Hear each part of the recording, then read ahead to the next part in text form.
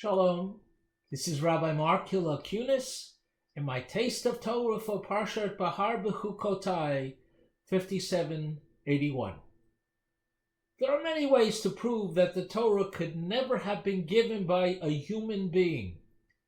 With all our technology, all the greatest people who ever lived with their combined intelligence could not even write one chapter in the Torah.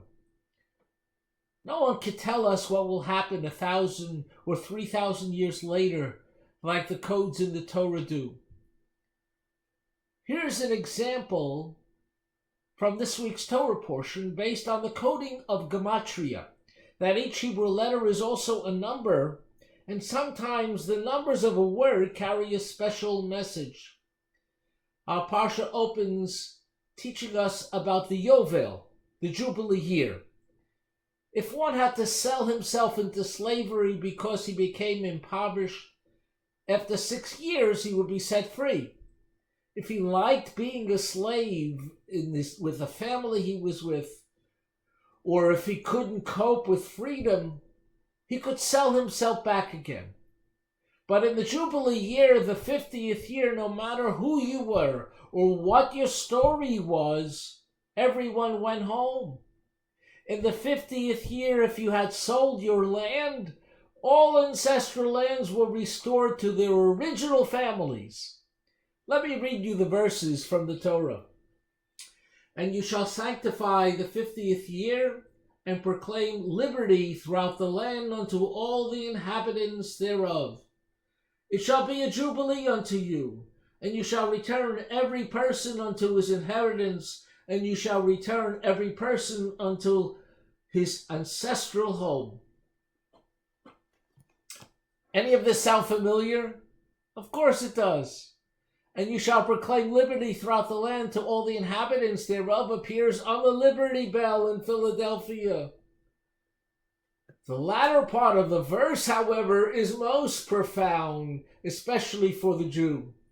In the Jubilee year, everyone is supposed to return to his ancestral home. The Hebrew word for return, tashuvu, has an obvious grammatical problem. It's written in an abbreviated form.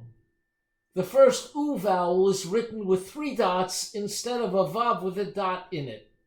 Biblical critics are quick to point out that this is a mistake, probably in the Torah. When Kabbalah, Jewish mysticism, however, sees such a word, it's an indication that perhaps God has a message for us. The Zohar, the great mystical Torah commentary, teaches that this word tashuvu, return, comes to tell us that the Jewish people will return to its ancestral land in the year of tashuvu, in the year of its numerical equivalent, 708. The year 708, the 1,000 is left unclear. But do you know that in the English calendar what the year 5708 was? 1948. The fact that the 1,000 is missing is the open end of the prophecy, that if the Jews would have been deserving, it maybe could have been in 4708. Let me sum it all up. In our Parsha, our 3,300-year-old Torah tells us that the Jewish people will return to their land in 1948. It could never have been given by a human being. No one could tell us what will happen 3,000 years later like the codes in the Torah do.